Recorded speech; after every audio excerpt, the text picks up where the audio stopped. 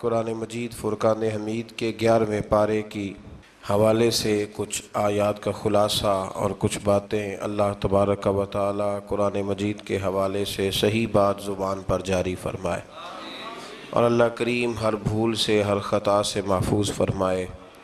اور یہ بھی دعا فرمائیں کہ رمضان کا جو دوسرا عشرہ آج شروع ہو رہا ہے، اللہ تبارک و تعالی اسے ہمارے لیے باعث خیر و برکت فرمائے۔ 11ویں پارے کے مضامین جو ہیں، اس پارے کے شروع میں اللہ تعالیٰ نے نبی کریم صلی اللہ علیہ وسلم کو غیب کی خبر پر مطلع فرمایا ہے کہ جب آپ سفر جہاد سے واپس مدینہ طیبہ پہنچیں گے تو بغیر کسی عذر کے جہاد سے پیچھے رہنے والے منافقین جھوٹی قسمیں کھا کھا کے اپنا عذر بیان کریں گے۔ کہا محبوب آپ جائیں گے نا تو جو منافق ہے نا وہ جھوٹی قسمیں کھائیں گے۔ اللہ تعالیٰ نے فرمایا کہ آپ ان سے کہہ دیں کہ بہانے بنانے کی ضرورت نہیں ہے، اللہ تعالیٰ ہمیں تمہارے حالات سے مطلع فرما دیا ہے۔ یہ واقعہ غزوہ تبوک سے پیچھے رہ جانے والوں کا ہے، جو لوگ غزوہ تبوک سے پیچھے رہ گئے تھے منافقین، ان کی بات ہو رہی۔ اللہ تعالیٰ نے فرمایا کہ آپ ان سے صرف نظر کریں، یہ ناپاک لوگ ہیں، محبوب آپ زیادہ توجہ ہی نہ دیں ان پر، اس لیے کہ ان کا ٹھکانہ جہنم ہے، آپ توجہ ہی نہ کریں، رہنے دیں۔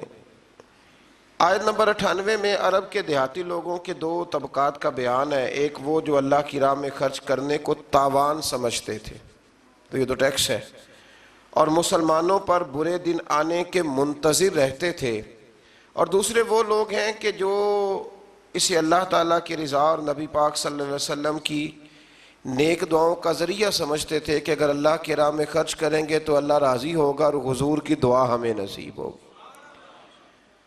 تو آیت نمبر 100 میں اللہ تعالیٰ نے ایمان لانے میں پہل کرنے والے مہاجرین اور انصار اور نیکی کے ساتھ ان کی پیروی کرنے والے، یہ بھی ضرور ذہن میں رکھیں کہ انصار اور مہاجرین جو پہلے ایمان لائے اور پھر جن لوگوں نے نیکی کے ساتھ ان صحابہ کی پیروی کی، ان لوگوں کو اللہ تعالیٰ نے اپنی رضامندی کی سند عطا فرمائی ہے، اور فرمایا ان کے لیے جنت کی دائمی نعمتیں ہیں۔ آیت نمبر 103 میں فرمایا رسول مسلمانوں کے مال سے زکوٰۃ لے لیجئے اور اس کے ذریعے انہیں پاک کر دیجئے۔ ان سے زکوٰۃ لے لیں اور زکوٰۃ کے ذریعے انہیں پاک کر دیں۔ اور اگلے لفظ بڑے شاندار ہیں، ہر لفظ ہی شاندار ہے لیکن ترتیب دیکھیے، فرمایا وَصَلِّ عَلَيْهِمْ، زکوٰۃ لے لیں، انہیں پاک کر دیں اور ان کے لیے آپ دعا فرما دیں۔ اللہ کہہ رہا ہے محبوب ان کے لیے اِنَّا صَلَاتَكَ، بے شک جو آپ کی دعا ہے ان کے لیے، فرمایا سَكَنٌ لَهُمْ، یہ آپ کی دعا ان کے دل کے سکون کا باعث بنے گی، آپ کی دعا ان کے لیے سکون کا، واللہ سمیع علیم، اور اللہ سننے والا بھی ہے اور جاننے والا بھی۔ آیت نمبر 107 میں مسجد درار کا ذکر ہے۔ منافقین نے نا مسجد قباء کے پاس ایک نئی مسجد بنا لی تھی، مسجد درار، اور نبی پاک صلی اللہ علیہ وسلم کی بارگاہ میں حاضر ہو کے عرض کرنے لگے یا رسول اللہ صلی اللہ علیہ وسلم تشریف لائیں اور ہماری مسجد کا افتتاح کر دیں۔ قرآن مجید پڑھ رہا ہوں، سورہ توبہ آیت نمبر 107۔ تو یہ جو لفظ میں اور آپ بول دیتے ہیں مسجد ہی ہے نا جی، مسجد ہی ہے نا، مولانا آپ مسجد سے روک رہے ہیں، مسجد ہی تو ہے۔ منافقین نے مسجد بنائی قرآن مجید کی سورہ توبہ کی 11ویں پارے کی آیت نمبر 107 میں۔ اصل میں ابو عامر ایک راہب تھا، وہ مدینہ منورہ کا منافق تھا، یہاں سے بھاگ کے مکے گیا، پھر اس نے جا کے ایک اور بادشاہ کے پاس پناہ لے لی، تو وہاں سے اس نے باقاعدہ خط لکھا مکے کے منافقین کو کہ اگر تم مسلمانوں کا کافر بن کے مقابلہ کرو گے تو تم نہیں کر سکتے، تم منافق بن کے مقابلہ کرو، اور اگر تم اپنے گھر کے اندر بیٹھ کے مسلمانوں کے خلاف میٹنگ کرو گے تو کامیابی نہیں ہوگی، تم ایک مسجد ہی بنا لو تاکہ لوگ سمجھے کہ ہے تو مسجد ہی ہے، تو مسجد ہی۔ انہوں نے مسجد بنائی، اور نبی کریم علیہ السلام جب تبوک کے سفر کے لیے جا رہے تھے تو آ کے عرض کرنے لگے حضور ایک دفعہ نماز پڑھ کے مسجد کا افتتاح کر دیں۔ تو حضور نے فرمایا میں واپس آؤں گا تمہیں بتاؤں گا کیا کرنا ہے۔ حضور واپس آئے تو پھر حاضر ہوئے، حضور افتتاح کر دیں، تو حضور نے فرمایا کرتے ہیں تمہاری مسجد کا افتتاح۔ حضور نے مولا علی شیر خدا رضی اللہ تعالیٰ عنہ اور کچھ اور صحابہ کی ڈیوٹی لگائی، کہا ذرا مسجد کا افتتاح تو کرو، گویا افتتاح تو کرو۔ وہ افتتاح کرنے گئے تو پہلے مسجد کو گرایا، پھر اس کی بنیادوں کو اکھیڑا، اور پھر اس کی بنیادوں کے اندر آگ جلائی، آگ جلائی۔ فرمایا یہ مسجد نہیں، یہ مسجد درار ہے، تفریق ڈالنے کے لیے بنائی گئی۔ قرآن مجید نے کہا، مسجد درار کا ذکر ہے، منافقین نے ابو عامر راہب کی سازش یہ مسجد بنائی تھی، اور حضور صلی اللہ علیہ وسلم کو اس میں نماز پڑھنے کی دعوت دی تاکہ یہ مستند ہو جائے، لیکن اللہ تعالیٰ نے نبی پاک صلی اللہ علیہ وسلم کو اس میں نماز پڑھنے سے منع فرمایا اور بتایا کہ اس مقصد کے مقاصد یہ ہیں۔ اللہ کریم نے 4 مقصد قرآن مجید میں اس مسجد کے بنانے کے بیان فرمائے۔ فرمایا 4 وجہ سے بنائی گئی۔ پہلا مقصد یہ مسلمانوں کو تکلیف دینے کے لیے بنائی گئی، اور دوسرا مقصد یہ کفر کرنے کے لیے بنائی گئی، اور تیسرا مقصد اہل ایمان کے درمیان تفرقہ ڈالنے کے لیے بنائی گئی، فرقہ واریت کے لیے، اور چوتھا مقصد اللہ اور اس کے رسول صلی اللہ علیہ وسلم سے جنگ کرنے والوں کے لیے سازشوں کا مرکز بنایا گیا۔ کچھ مسلمان بڑے پریشان ہیں آج کل بھی، وہ یہ کہتے ہیں کہ جناب ہر جگہ اذان ہے، ہر جگہ قرآن ہے، ہر جگہ نماز ہے، ہم کدھر جائیں، کس طرف جا کے توجہ کریں، کس طرف جا کے ہم سارا خیال کریں۔ آپ الحمد سے لے کر والناس تک سارا قرآن پڑھ لیں، نہ کسی منافق کو مسجد سے اختلاف تھا، نہ قرآن پاک سے اختلاف تھا، نہ کسی منافق کو نماز سے اختلاف تھا، نہ بیت اللہ سے اختلاف تھا۔ منافق کو اگر تکلیف تھی تو نبی پاک کی عظمت اور شان کی تکلیف تھی۔ قرآن مجید کے اندر تو آپ کو منافقین کا ذکر جو ہے وہ انفرادی طور پہ ملے گا، تو 28ویں پارے میں تو پوری سورت ہے سورہ منافقون۔ تو سورہ منافقون کا جب آپ مطالعہ کریں گے تو کھلی واضح آیات ملیں گی کہ جب منافقوں سے کہا جاتا تھا نا کہ نبی پاک کی بارگاہ میں آؤ، وہ سارے ہلا کے کہتے تھے سارے کام کرنے ہیں پر حضور کے پاس نہیں جانا۔ بلکہ عبداللہ بن ابی سلول سے جب کسی نے کہا کہ تو حضور کی تعظیم کیوں نہیں کرتا، تو یہ لفظ ہیں امام رازی نے لکھے، کہنے لگا تم نے کہا کہ ان کا کلمہ پڑھو، ہم نے پڑھ لیا، تم نے کہا کہ ان کے پیچھے نماز پڑھو تو ہم نے پڑھ لی، تو اب تم کہتے ہو ہم معاذ اللہ محمد ابن عبداللہ کی عبادت ہی شروع کر دیں۔ یعنی وہ تعظیم کو عبادت کا نام دیتے تھے۔ منافقین کا طریقہ ہے کہ حضور کی تعظیم کو عبادت کا نام دیتے ہیں، حالانکہ وہ عبادت نہیں، وہ تعظیم ہے۔ تعظیم اور ہوتی ہے اور عبادت اور ہوتی ہے۔ اللہ تعالیٰ نے نبی پاک صلی اللہ علیہ وسلم کو فرمایا کہ آپ واپسی کے سفر میں مسجد قباء میں قیام کریں، جس کی بنیاد تقوی پہ رکھی گئی ہے اور جس میں اللہ کے پسندیدہ بندے نماز پڑھتے ہیں۔ منفی مقاصد کے لیے بنائی ہوئی اس مسجد کے برابر وہ مسجد نہیں ہو سکتی۔ اس سے معلوم ہوا کہ بعض اوقات بظاہر نیک کام اگر منفی مقاصد کے لیے کیا جائے تو اللہ کے ہاں اس کی کوئی قبولیت نہیں ہے۔ آیت نمبر 111 میں فرمایا کہ اہل ایمان کا اللہ تعالیٰ سے سودا ہو گیا ہے۔ سودا کیا ہوا ہے؟ انہوں نے اپنے مال اور جان اللہ کے ہاتھ فروخت کر دیے ہیں، یعنی وہ سب کچھ اللہ کی رضا کے لیے قربان کرنے کو تیار ہے، اور اللہ تعالیٰ انہیں جنت عطا فرمائے گا۔ مال بھی دیں گے، جانیں بھی دیں گے۔ تو اللہ کیا دے گا؟ جان تو بڑی دور کی بات ہے، مال کوئی نہیں دیتے لوگ، یہ بڑا مشکل کام ہے۔ جنت تو چاہیے نا جی۔ اور نبی پاک علیہ السلام کے صحابہ جنت کی خواہش کرتے تھے، جنت کی دعا کرتے تھے۔ یہ سودا ہو گیا، اور سودا کرایا کس نے؟ میرے اور آپ کے پیارے حبیب صلی اللہ علیہ وسلم، حضور نے یہ سودا کرایا۔ آیت نمبر 112 میں اللہ تبارک و تعالیٰ نے نا اہل ایمان کی علامتیں بیان کی ہیں کہ مومن ہوتے کون ہیں۔ وہ ہمارا ایک مزاج ہے نا، مومنوں والا کام کوئی بھی نہ کریں، لیکن کسی کی یہ جرت نہیں کہ وہ ہمیں معاذ اللہ تعالیٰ تھوڑی دیر کے لیے بھی غیر مسلم کہہ دے، کہنا بھی نہیں چاہیے۔ لیکن اگر ہم اہل ایمان کہلاتے ہیں تو جو صفات اہل ایمان کی قرآن بیان کرتا ہے بغیر کسی تشریح اور تفسیر کے، وہ صفات تو ہمارے اندر ہونا چاہیے کہ نہیں ہونا چاہیے۔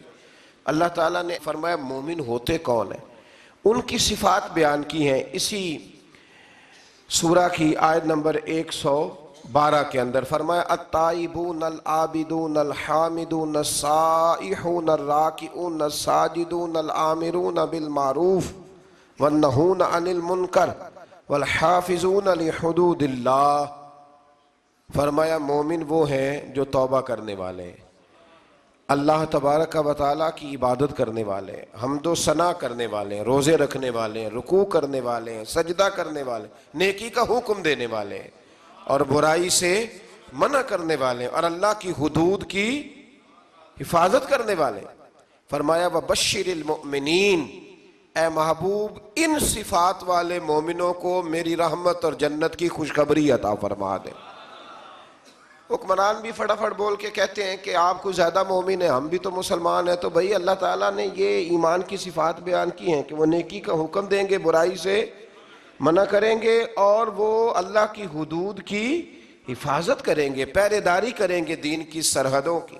تو اگر یہ صفات کسی میں بھی پائی جائیں گی تو پکا مومن ہے، لیکن صفت کوئی بھی نہ پائی جائے۔ حضرت مولا رومی رحمت اللہ تعالیٰ علیہ فرمایا کرتے تھے کہ درخت خالی اگے تو نہیں پتہ چلتا کہ درخت ہے، لیکن اگر اس پہ کنو لگ جائے تو پتہ چلتا ہے کہ مالٹے کا درخت ہے۔ فرماتے ویسے نہیں پتہ چلتا کہ بیل کس چیز کی ہے، بیل کس چیز کی ہے ویسے پتہ نہیں چلتا، لیکن اگر اس کے اوپر کوئی پھل لگ جائے تو پتہ چل جاتا ہے کہ یہ کس چیز کی ہے۔ فرماتے بندہ دیکھ کے کیسے پتہ چلے گا کس مذہب کا ہے؟ اذان ہو جائے، مسجد میں جا کے جماعت سے شامل ہو جائے تو پتہ چلے گا محمد عربی کا کلمہ پڑھنے والا ہے، یہ رسول اللہ صلی اللہ علیہ وسلم کا غلام ہے۔ پتہ تو کاموں سے چلے گا نا، کہ خالی لیبل لگانے سے پتہ چلے گا۔ اللہ اہل ایمان جیسے کام کرنے کی توفیق عطا فرمائے۔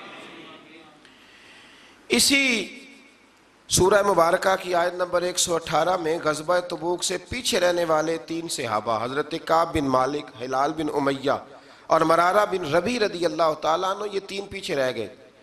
ان کا بھی بیان ہے کہ انہوں نے جھوٹی بہانے بازی نہیں کی بلکہ اپنی غلطی تسلیم کر لی۔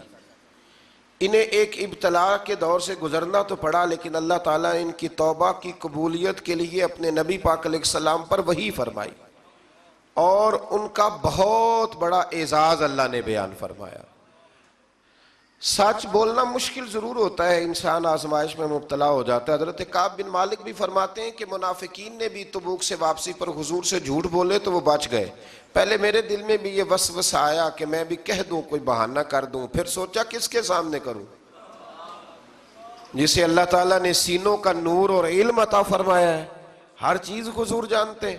کہتے میں نے کہا نہیں سچ بولنا۔ حضور نے فرمایا کیوں نہیں گئے تھے؟ تو میں نے کہا حضور غلطی ہو گئی، بھول گیا تھا۔ فرماتے ہیں حضور ناراض ہو گئے، 50 دن حضور ناراض رہے، میری بیوی کو میکے بھیج دیا گیا۔ فرماتے ہیں کوئی شخص میرے ساتھ بات نہیں کرتا تھا، حتیٰ کہ میرا یہ حال تھا کہ میں مسجد شریف میں نماز کے لیے جاتا، جب میں حضور کو دیکھتا تو نبی پاک روک پھیر لیتے، اور جب میں توجہ کرتا تو مجھے سمجھ آتی کہ اس وقت میرے رسول مجھے دیکھ رہے ہیں۔ ہمارے صوفیہ ترجمہ کرتے ہیں نا قرآن کا اور عشق کی ان داستانوں کا، میں ویکھاں تے میرا یار نہ ویکھے، چے بے نام ویکھاں تے ہو ویکھے تے ایڈے نصیب کتھوں تتڑی دے او میرے وچ ویکھن دے ویکھے، غلام فریدہ ابو یار دے مریے، پاویں ویکھے یا نہ ویکھے۔ تو آپ فرماتے ہیں کہ بہت سارے لوگ مجھے یہ وسوسہ دیتے تھے کہ دیکھا نا تو نے سچ بول کے تو پھر کیا ملا؟ تو فرماتے ہیں پھر اللہ نے فضل کیا اور 50 دنوں کے بعد رب کریم نے میری توبہ کا اعلان قرآن میں فرمایا۔ فرمایا سچ بولا، وقتی طور پر آزمائش ہوئی، پر قیامت تک کے لیے میری توبہ کا ذکر اللہ نے قرآن مجید میں فرما دیا۔ اسی طرح سے آیت نمبر 122 میں بیان کیا گیا ہے کہ سارے مسلمان اپنے سارے مشاغل کو چھوڑ کر اپنے آپ کو دین کے لیے وقف نہیں کر سکتے۔ اللہ اس بات کو جانتا ہے کہ یہ وقف نہیں کر سکتے سارا کچھ چھوڑ کے، پس ضروری ہے کہ ہر علاقے اور طبقہ زندگی میں سے کچھ لوگ دین کی راہ میں نکلیں اور دین میں مہارت حاصل کریں تاکہ وہ اپنی قوم کو اللہ کے عذاب سے ڈرائیں۔ یعنی پورے معاشرے پر یہ کام فرض کفایہ ہے، یہ تبلیغ کرنا، واعظ کرنا، یہ فرض کفایہ ہے۔ کچھ لوگ بھی نکل آئیں گے تو سب کی طرف سے یہ فرض ادا ہو جائے گا۔ اب مزے کی بات یہ ہے کہ جو ہماری طرف سے فرض ادا کر رہا ہوتا ہے نا، وہ ہمیں اچھا نہیں لگ رہا ہوتا، وہ ہمارے وزیر کہتے ہیں کہ جناح کا پاکستان چاہیے کہ عالم کا پاکستان چاہیے، نہ جناح کا پاکستان نہ کسی مولوی کا پاکستان، یہ پاکستان محمد عربی کا پاکستان ہے۔ ہاں، یہ رسول اللہ کے نام کی جاگیر ہے، تو کسی آدمی کو بھی کسی قسم کا بھی کوئی تماشا کرنے کی کوئی اجازت نہیں ہے۔ اگر سیکولر پاکستان ہی چاہیے تھا، وہ جناح کے پاکستان سے مراد یہ لیتے ہیں کہ سیکولر پاکستان جس کی بنیاد مذہب نہ ہو، تو پھر آپ کو علیحدہ ہونے کی کیا ضرورت تھی؟ پھر تو بہت بڑی سیکولر جمہوریت ہے ہندوستان کی، پھر آپ الگ کیوں ہوئے؟ کیا ضرورت تھی اتنے لوگوں کا خون بہانے کی؟ عجیب فلسفہ ہے، لوگ بیان کر دیتے ہیں اور سننے والے چپ کر کے سن لیتے ہیں۔ جب انسان الف اللہ سے جڑتا ہے زندگی بدل جاتی ہے۔ آپ دیکھ رہے ہیں الف اللہ اور انسان، پیر اجمل رضا قدری کے بیانات کے ساتھ۔ یہ قائد اعظم کے میں بڑی دفعہ حوالے دے چکا ہوں، جس کو ضرورت ہو وہ مجھ سے کتاب لے کے دیکھے۔ قائد اعظم پشاور یونیورسٹی میں تقریر کرنے کے لیے گئے تو بچوں نے پوچھا، پٹھانوں کے بچوں نے، کہ جناب دستور کیا ہوگا، منشور کیا ہوگا، پاکستان میں نافذ کیا کریں گے؟ تو کہنے لگے دستور منشور وہی ہے جو رسول اکرم نے بیان فرمایا ہے، پاکستان کے لیے نئے منشور کی ضرورت ہی کیا ہے؟ تو کہا کہ پاکستان بنے گا کب بنے گا؟ تو قائد اعظم نے کہا تھا کہ جس دن ہندوستان میں پہلے آدمی نے کلمہ پڑھا تھا، پاکستان اس دن بن گیا تھا۔ تو یہ عجیب فضولیات قسم کے لوگ ہیں اور کوئی ان کے منہ کو لگام دینے والا نہیں۔ اللہ تعالیٰ سمجھنے کی توفیق عطا فرمائے۔ آیت نمبر 124 میں اللہ تعالیٰ نے فرمایا کہ وحی ربانی نازل ہونے سے مخلص مومنوں کے ایمان کو تقویت ملتی ہے، اور جو منافق اور منکرین کے کفر اور نفاق کی بیماری ہے اس میں اضافہ ہوتا ہے۔ سورہ توبہ کی جو آخری دو آیات ہیں، اللہ اکبر، ساری آیات ہی کیا ہی بات ہے، پر ان آیات کا یہ مقام ہے کہ حضرت شیخ شبلی رحمت اللہ تعالیٰ علیہ کے بارے میں بعض بزرگوں نے لکھا ہے، یہ تواتر کے ساتھ بات ہے، بہت سارے مسالک کی کتابوں میں ہے، اور اس آیت کی تفسیر میں شاید سب سے شاندار بات یہ ہے۔ کچھ بزرگ کہتے ہیں کہ ہم نے خواب کیا دیکھا کہ نبی کریم علیہ السلام کی ہمیں زیارت نصیب ہوئی۔ کہتے ہیں حضور علیہ السلام کی زیارت نصیب ہوئی تو ہم نے دیکھا کہ خواب میں ہی حضرت ابو بکر شبلی تشریف لائے۔ یہ ہمارے سلسلہ مبارک کے بزرگوں میں سے ہیں، بحر شبلی شیر حق دنیا کے کتوں سے بچا، ایک کا رکھب دے واحد ویریا کے واسطے۔ حضرت شیخ شبلی تشریف لائے تو کہتے ہیں جب وہ آئے تو اللہ کے محبوب کھڑے ہوئے، حضور نے ان کو عزت دی اور نبی پاک نے ان کا ماتھا چوما، اور پھر رسول پاک نے انہیں اپنے ساتھ بٹھایا اور پھر بڑی محبت فرمائی۔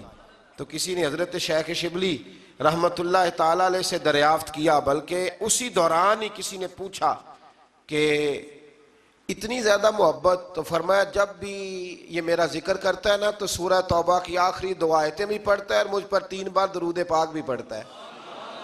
تو وہ آخری دو آیات کیا ہے؟ لَقَدْ جَاءَكُمْ رَسُولٌ مِّنْ أَنفُسِكُمْ عَزِيزٌ عَلَيْهِ مَا عَنِتُّمْ حَرِيصٌ عَلَيْكُمْ بِالْمُؤْمِنِينَ رَءُوفٌ رَحِيمٌ۔ فرمایا بے شک تشریف لائے تمہارے پاس تمہیں میں سے ایک رسول، تمہارا مشقت میں پڑھنا میرے نبی پر گراں گزرتا ہے، مشقت میں تم پڑھتے ہو، تکلیف میرے رسول کو ہوتی ہے۔ اور ارشاد فرمایا جا رہا ہے عزیز علیہ ما عنتم حریص علیکم، فرمایا وہ تمہاری بھلائی چاہنے میں جلدی کرتے ہیں، بالمؤمنین رؤوف الرحیم، وہ مومنوں پہ رؤوف بھی ہیں اور رحیم بھی ہیں۔ 20 آپ کو حدیثیں ملیں گی کتب احادیث میں کہ نبی کریم علیہ السلام نے فرمایا میرا دل چاہتا تھا کہ عشاء کی نماز دیر تک لمبی کر دوں، تہجد تک اس نماز کو پڑھاؤں، پر تمہیں تکلیف ہوگی لہذا میں نماز لمبی نہیں کرتا۔ فرمایا میرا دل کرتا تھا ہر وضو کے ساتھ مسواک ضروری قرار دے دوں، تمہیں تکلیف ہوگی لہذا میں ضروری قرار نہیں دیتا۔ بلکہ ایک حدیث تو ایسی ہے سیاستہ میں کہ اس حدیث پر رکنے کو دل کرتا ہے، رکنے کو دل کرتا ہے کہ نبی کریم صلی اللہ علیہ وسلم نے فرمایا میں نماز پڑھا رہا ہوتا ہوں تو میرا دل کرتا ہے کہ میں لمبی نماز پڑھاؤں، پھر میرے دل میں خیال آتا ہے کہ پیچھے بیمار بھی ہوں گے، بوڑھے بھی ہوں گے، بچے بھی ہوں گے، نماز اللہ کی اور خیال امت کا۔ تو حضور فرماتے ہیں کہ میں نماز مختصر کر دیتا ہوں اور تمہاری تکلیف کا خیال کرتا ہوں۔ فرمایا فَإِن تَوَلَّوْا، پھر اگر وہ منہ پھیریں، فَقُلْ حَسْبِيَ اللَّهُ، تو آپ فرمائیں کہ ہمارے لیے اللہ ہی کافی ہے۔ اگر یہ محبوب آپ سے منہ موڑ لیں کافر منافق، تو آپ کہیں کہ ہمارے لیے اللہ ہی کافی ہے، لا الہ الا ہو، اس کے سوا کوئی عبادت کے لائق نہیں، علیہ توکلت، ہم اسی پر بھروسہ کرتے ہیں، وَهُوَ رَبُّ الْعَرْشِ الْعَظِيمِ، اور وہی عرش عظیم کا مالک۔ سورہ یونس مکی صورت ہے، اس سے آگے سورہ یونس شروع ہوتی ہے۔ اس سورت کی آیت نمبر 1 سے لے کر 4 میں قرآن مجید کی حقانیت، نبی کریم علیہ السلام کی رسالت، مومنین کے لیے اجر آخرت، زمین و آسمان کی پیدائش، اللہ کی طرف لوٹ کر جانے اور اللہ کے اذن کے بغیر شفاعت کے نام مقبول ہونے اور صرف اسی کی عبادت کرنے اور انکار کی صورت میں عذاب علیم کا اللہ نے ذکر فرمایا۔ آیت نمبر 5 میں بتایا کہ اللہ تعالیٰ نے سورج کو روشنی دینے والا بنایا ہے اور چاند کو روشن بنایا ہے اور اس کی منزلیں مقرر کی ہیں تاکہ سالوں کا حساب ہو سکے۔ مزید فرمایا کہ گردش لیل و نہار میں اور زمین و آسمان کی پیدائش میں اہل تقوی کے لیے اللہ کی قدرت کی نشانیاں ہیں۔ آیت نمبر 11 میں بتایا کہ لوگ دنیا کے مفادات طلب کرنے میں جلدی کرتے ہیں۔ رب اپنے بندوں کے حالات کو جانتا ہے نا، ویسے یہ آیت کتنی قریب تر ہے۔ فرمایا لوگ دنیا کے مفادات طلب کرنے میں جلدی کرتے ہیں، اگر اللہ تعالیٰ ان کی بدعمالیوں کی سزا میں بھی اتنی ہی جلدی فرمائے تو ان کی موت جلد آ جائے، لیکن انہیں مہلت دی جاتی ہے۔ اگلی آیت میں انسان کی فطری خود غرضی کو بیان کیا کہ جب کوئی تکلیف پہنچتی ہے تو وہ کھڑے بیٹھے اور پہلوؤں کے بال حالت میں دعا کرتا ہے، یا اللہ شفا، یا اللہ بچا، کرتے ہیں کہ نہیں کرتے؟ اور فرمایا لیکن جب مصیبت ٹل جاتی ہے تو رب کو فراموش کر دیتا ہے۔ یہ خود غرضی ہے۔ آیت نمبر 13 میں گزشتہ امتوں کے رسولوں پر ایمان نہ لانے اور ظلم کرنے کے سبب ان کے ہلاکت کا بیان فرمایا، اور یہ کہ اب ہم نے تم کو ان کے بعد زمین میں ان کا جانشین بنایا ہے تاکہ ہم ظاہر کریں کہ تم کیسے عمل کرتے ہو۔ اللہ نے پچھلی ساری قوموں کا ذکر فرما کے امت مسلمہ کو فرمایا کہ اب تم ان کے جانشین بن کے آئے ہو، پتہ چلے گا تم کیسے عمل کرتے ہو۔ آیت نمبر 15 میں بتایا کہ منکرین آخرت کے سامنے جب آیات قرآنی کی تلاوت کی جاتی ہے تو وہ کہتے ہیں کہ آپ اس کے علاوہ کوئی اور قرآن لے آئیں، اللہ اکبر، یا اس کو تبدیل کر دیں۔ تو اللہ تعالیٰ نے فرمایا کہ اے رسول صلی اللہ تعالی علیہ وسلم، آپ ان سے کہہ دیں کہ مجھے اپنی طرف سے اس میں تبدیلی کا اختیار نہیں ہے، میں تو صرف وحی ربانی کی پیروی کرتا ہوں۔ رسول اللہ صلی اللہ علیہ وسلم نے فرمایا میں نے تمہارے درمیان اپنی عمر کا بڑا حصہ گزارا ہے، فَقَدْ لَبِثْتُ فِيكُمْ عُمَرًا مِّن قَبْلِهِ أَفَلَا تَعْقِلُونَ، میں نے تمہارے درمیان عمر کا بڑا حصہ گزارا ہے، کیا تم سمجھتے نہیں؟ یعنی اس 40 سالہ زندگی میں تم نے میرے قول و قرار میں، کردار میں کوئی جھول یا کوئی نقص دیکھا ہے تو بتاؤ۔ فرمایا میں قرآن اپنی طرف سے نہیں لاتا کہ تبدیلی کر لوں، یہ میرے رب کی طرف سے آیا ہے۔ اللہ کی باتیں، اللہ کے طریقے تبدیل نہیں ہوتے۔ آیت نمبر 18 میں فرمایا کہ مشرک اللہ کو چھوڑ کر ایسے باطل معبودوں کو پوجتے ہیں جو انہیں نفع نقصان پہنچانے کی طاقت نہیں رکھتے، اور وہ کہتے ہیں کہ یہ اللہ کے پاس ہماری سفارش کرنے والے۔ یہاں یہ امر پیش نظر رہے کہ مشرکوں کے بت اور تمام معبودان باطلہ من دون اللہ ہیں، جبکہ رسول اللہ صلی اللہ علیہ وسلم، انبیاء کرام اور اللہ تعالیٰ کے مقرب بندے اللہ کے اذن سے اس کی بارگاہ میں شفاعت کریں گے۔ من دون اللہ وہ ہیں جو اللہ کے علاوہ ہیں، یہ من دون اللہ نہیں، یہ تو رسول اللہ ہے۔ یہ من دون اللہ نہیں، یہ تو اولیاء اللہ ہے۔ اولیاء اللہ کا کیا معنی ہے؟ اللہ کے دوست، من دون اللہ نہیں۔ لوگ کہتے ہیں یہاں ولی کوئی کام نہیں آ سکتے، ولی تو قیامت میں بھی کام آئیں گے۔ آپ کو درجنوں حدیثیں ملیں گی، حضور نے فرمایا قیامت کے دن سب سے پہلے انبیاء اللہ کی بارگاہ میں سفارش کریں گے، پھر شہداء کریں گے اور پھر علماء کریں گے۔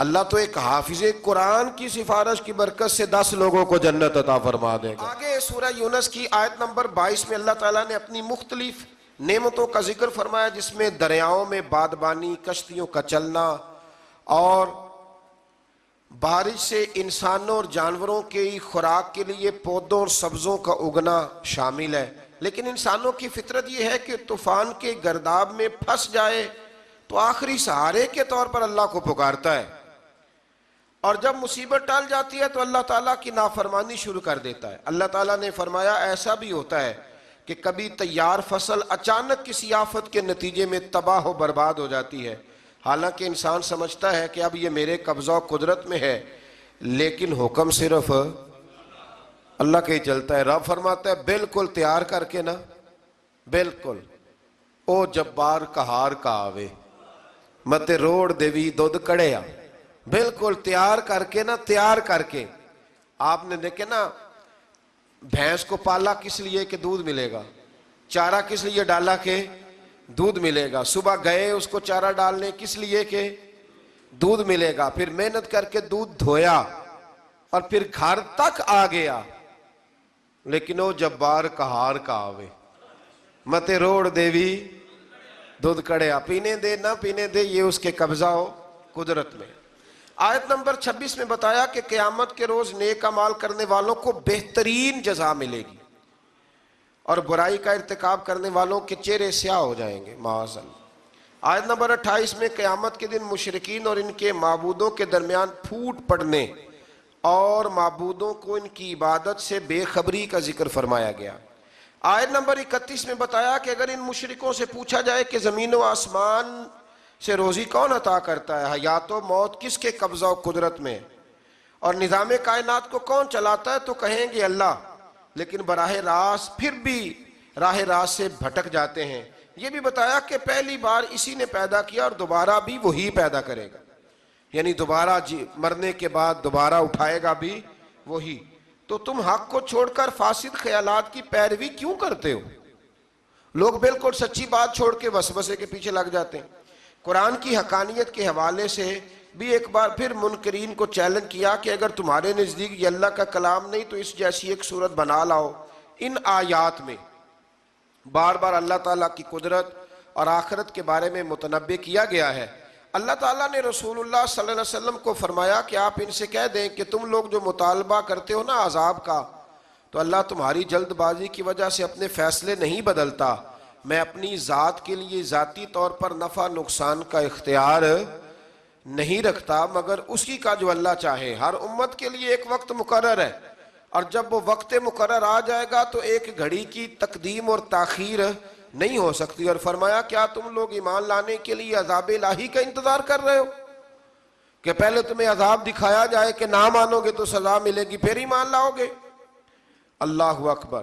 تو فرمایا اس وقت پھر تمہارا ایمان لانا مقبول نہیں ہوگا، اور عذاب الہی کو کوئی دھمکی نہیں بلکہ حقیقت ہے۔ اور آخرت کی مشکل گھڑی کی طرف متوجہ کرتے ہوئے فرمایا جس شخص نے اپنے اوپر بد اعمالیوں کی وجہ سے ظلم کر رکھا ہے تو قیامت کے دن اگر ساری دولت اس کے قبضے میں آ جائے اور اس کو اپنے گناہوں کے فدیے کے طور پر دینے کے لیے تیار ہو جائے گا، لیکن وہاں یہ دنیاوی مال و دولت اس کے کسی کام نہیں آئے گا۔ آیت نمبر 41 تا 44 میں فرمایا کہ ان میں سے بعض لوگ اپنے کو سنتے ہیں اور بعض دیکھتے ہیں، لیکن دل کے کانوں سے نہیں سنتے اور نہ دل کی آنکھوں سے دیکھتے ہیں، ان کا دیکھنا سننا بے فائدہ ہے۔ آیت نمبر 45 میں فرمایا کہ قیامت کے دن کفار یہ گمان کریں گے کہ وہ دنیا میں صرف دن کی ایک گھڑی بھر رہے ہوتے، لمبا وقت انہیں رہنے کا موقع۔ یہاں لوگ یہ دعا کرتے ہیں کہ یہاں سے جانا نہ پڑے، اور وہاں جا کے کیا کہیں گے کہ کاش ہم ایک گھڑی بھر کے لیے دنیا میں آئے ہوتے۔ اللہ تعالیٰ ہمیں یہاں اچھے عمل کرنے کی توفیق عطا فرمائے۔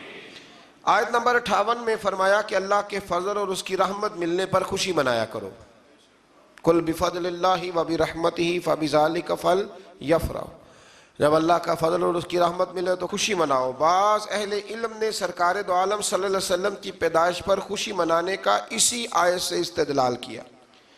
آیت نمبر 59 میں کفار کے حلال و حرام کے خود ساختہ فیصلوں کو اللہ کی طرف منسوب کرنے کی مذمت کی گئی ہے۔ اس کے بعد اللہ تعالیٰ کے علم کے متعلق غلط فہمی میں مبتلا لوگوں کو غلط فہمی کا ازالہ کرتے ہوئے فرمایا کہ تمہارا کوئی عمل اور زمین و آسمان میں کوئی ذرہ یا اس سے چھوٹی یا بڑی چیز اللہ کے علم سے باہر یا پوشیدہ، کوئی چیز پوشیدہ، یہ مسلمان کا اگر نظریہ پک جائے نا کہ ہر چیز اللہ کی نظر میں ہے تو پھر کیمرے لگانے کی کوئی ضرورت نہیں ہے، پھر سڑکوں پر ہمیں پولیس والے کھڑے کرنے کی کوئی ضرورت اگر یہ بن جائے نظریہ۔ آیت میں اولیاء اللہ کی شان بیان کی، فرمایا الا ان اولیاء اللہ لا خوف علیہم ولا هم یحزنون، فرمایا خبردار بے شک اللہ کے ولیوں کو نہ کوئی خوف ہے اور نہ وہ غمگین ہوں گے۔ اور پھر خود ہی ارشاد فرما دیا کہ ولی وہ ہے الذین آمنوا وکانوا یتقون، جو ایمان لائے اور تقوی اختیار کرتے ہیں۔ تو فرمایا اور دنیا کی زندگی میں بھی ان کے لیے بشارت ہے اور آخرت میں بھی، اللہ کے کلمات میں کوئی تبدیلی نہیں ہوتی اور یہ بہت بڑی کامیابی ہے۔ آیت نمبر 65 میں سرکار دو عالم صلی اللہ علیہ وسلم کو تسلی دیتے ہوئے فرمایا کہ اے حبیب صلی اللہ علیہ وسلم آپ رنجیدہ خاطر نہ ہوں، میں جو سب سرفرازیوں کا واحد مالک ہوں تو میں آپ کا مددگار ہوں، اور مشرکین تو صرف وہم و گمان میں ہیں اور صرف اپنے خیالات کی پیروی کر رہے ہیں، چکر میں پڑے ہوئے ہیں۔ محبوب میں جو ہوں آپ کا مددگار، آپ ان کے ان چکروں میں الجھنے سے آپ پریشان نہ ہوں۔ آیت نمبر 68 میں فرمایا کہ ان منکروں نے کہا کہ اللہ نے بیٹا بنا لیا ہے، اللہ تعالیٰ اس سے پاک ہے اور آسمانوں اور زمین میں جو کچھ بھی ہے وہ اس سے بے نیاز ہے، تو کیا اس باطل دعوے کی ان کے پاس کوئی دلیل ہے؟ آیت نمبر 71 سے لے کر تقریباً 90 تک اللہ تعالیٰ نے حضرت نوح علیہ السلام کا اور ان کی قوم کا ذکر فرمایا، اور حضرت موسیٰ علیہ السلام کا جادوگروں کا جو واقعہ پچھلے سپاروں میں ہم دیکھ آئے ہیں اس کو اللہ تبارک و تعالیٰ نے بیان فرمایا ہے، اور پھر سے بنی اسرائیل والوں کو یہ بات یاد دلائی ہے کہ تم اللہ کی نافرمانی کرنے والی قوم۔ آیت نمبر 90 سے بیان کیا کہ ہم نے بنی اسرائیل کو سلامتی کے ساتھ سمندر پار کرا دیا تھا، اور فرعون اور اس کے لشکر عداوت اور سرکشی میں ان کے تعاقب میں آئے، یہاں تک کہ جب سمندر میں غرق ہونے لگے تو فرعون نے کہا میں اس ہستی پر ایمان لایا جس پر بنی اسرائیل والے ایمان، جب گوتے لگے نا چار تو کہنے لگا میں ایمان لایا، جس کے سوا کوئی عبادت کے مستحق نہیں اور میں مسلمانوں میں سے ہوں۔ حدیث پاک میں ہے کہ اللہ تعالیٰ عین موت کے وقت اور غرغرے کی کیفیت طاری ہونے سے پہلے پہلے اپنے بندے کی توبہ قبول فرما لیتا ہے، پہلے پہلے اللہ توبہ، لیکن اللہ نے یہ تو نہیں نہ بتایا کہ موت کا وقت کب آئے گا، اس لیے ہر وقت توبہ کرتے ہی رہنا چاہیے۔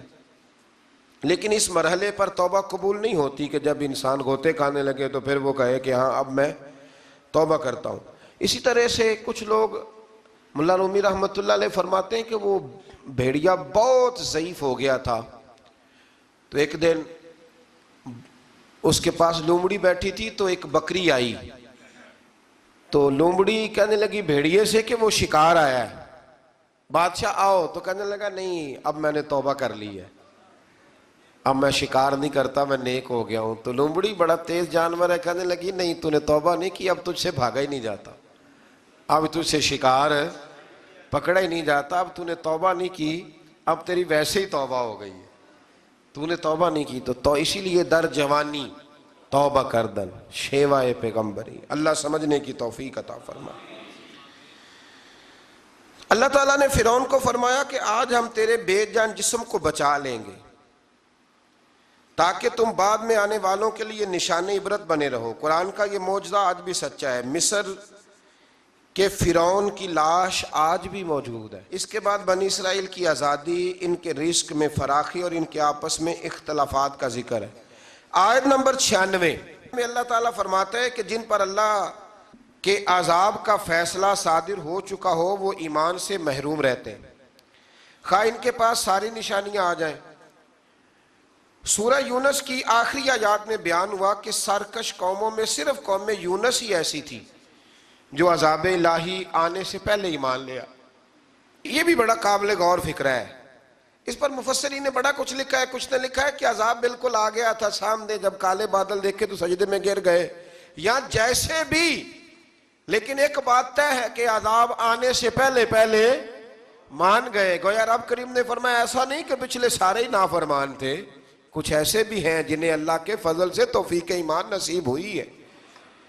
انہوں نے توبہ کی، اللہ تعالیٰ نے انہیں دنیا میں رسوا کن عذاب سے نجات دی. اس کی ساری تفصیل جو ہے وہ کتب سیرت میں موجود ہے کہ اللہ تبارک و تعالیٰ نے ان کی اس معذرت کو قبول فرمایا.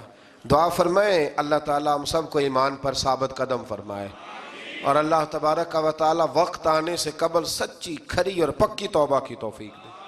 آیت نمبر 104 میں اللہ تعالیٰ نے نبی پاک صلی اللہ علیہ وسلم سے فرمایا کہ آپ کفار مکہ سے کہہ دیں کہ اگر تمہیں میرے دین میں کوئی شک ہے تو میں کسی بھی صورتحال میں تمہارے باطل معبودوں کی عبادت نہیں کروں گا، بلکہ میں اس اللہ کی عبادت کروں گا جو تمہاری روحیں قبض کرتا ہے، یعنی جس کے قبضہ و قدرت میں تمہاری جان ہے. اللہ تعالیٰ نے فرمایا کہ اللہ تعالیٰ کے سوا کسی ایسے باطل معبود کی عبادت نہ کرو جو تمہارے نفع اور نقصان پر قادر نہ ہو. اگر بالفرض کسے باشد کوئی ایسا کرے تو ضرور وہ ظالموں میں سے ہوگا. جو ان لوگوں کی عبادت کرے وہ کون ہوگا؟ تو جو پوجا پاٹ کرے ہندوؤں کی دیوالی پہ جا کے سیاسی لیڈر، وہ پھر کون ہوگا؟ ظالموں میں سے جو کرے. اور میں بڑی وضاحت کے ساتھ ایک دفعہ اس بات کو تفصیل سے بیان کر چکا ہوں کہ عقیدہ توحید کے معاملے میں ہمارے لیڈروں میں بڑی واضح کمزوری آئی ہے، اور بعض یہ جاہل شاعر اور بعض یہ ملنگ طبقہ جو نیا آیا ہے بڑی تباہی ہے. کہتے ہیں جی سارے اسی کو پکارتے ہیں، جی سارے روپ اللہ کی، یہ کہتے ہیں نا لفظ. کتنے جاہل ہیں او پاگلو. اگر سارے روپ اللہ کے ہی ہوتے تو پھر نبی پاک کس کے خلاف جہاد کرتے رہے؟ اگر سارے کسی نہ کسی رنگ میں اسی کو پکارتے تھے تو پھر ٹھیک تھا، بت پکارنے والا بھی اسی کو پکار رہا تھا. کتنا جاہلانہ قول ہے. آپ نے تو حضور علیہ السلام کی ساری جد و جہد کو معاذ اللہ تعالیٰ ثم معاذ اللہ سبوتاج کر دیا. اسلام کا ایک ہی عقیدہ ہے، لا الہ الا محمد الرسول اللہ صلی اللہ علیہ، کوئی اللہ کے سوا عبادت کے لائق نہیں ہے. تو جو بھی جائے گا تھوڑا سا ہٹ کے وہ ظالموں میں سے ہوگا. آیت نمبر 107 نے فرمایا کہ ہر چیز اللہ تعالیٰ کی قدرت اور اختیار میں ہے.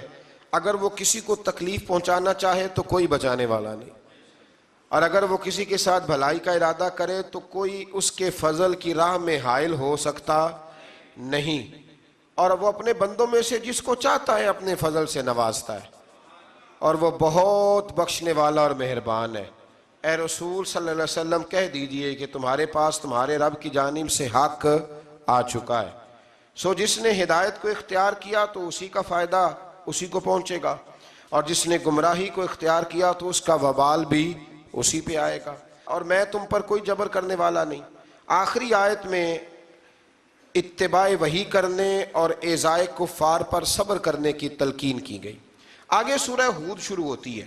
سورہ ہود بھی مکی صورت ہے. اس کے اندر بھی بڑے شاندار اور بڑے بہترین مضامین ہیں، اور اس کے حوالے سے الگ سے حضور علیہ السلام نے کچھ باتیں ارشاد فرمائی. اس پارے کے اندر چند آیات ابتدائی سورہ ہود کی آئی ہیں. سورہ ہود کی پہلی آیت میں قرآن مجید کی حقانیت اور اس کے مدعا کے واضح ہونے اور صورتاً اور معنن درجہ کمال پر فائز ہونے کا بیان ہے. دوسری آیت میں صرف اللہ تعالیٰ کی عبادت کرنے اور نبی پاک علیہ السلام کے بشیر یعنی خوشخبری دینے والے، نذیر یعنی ڈر سنانے والے ہونے کا ذکر آیا ہے. بعد والی آیات میں اللہ تعالیٰ کی طرف لوٹ کر جانے اور اللہ تعالیٰ کے ظاہر اور پوشیدہ ہر چیز اور ہر عمل کے بارے میں جاننے کا ذکر اللہ نے سورہ ہود کے اندر بیان فرمایا. یہ سورہ مبارکہ اتنی اہم ہے کہ ایک موقع پہ حضور نے فرمایا مجھے تو اس نے بوڑھا کر دیا ہے، بوڑھا کر دیا ہے. اتنے مضامین اس کے اندر اللہم صلی علی محمد وعلی آل محمد کما صلیت علی ابراہیم وعلی آل ابراہیم انک حمید مجید. اللہم بارك على محمد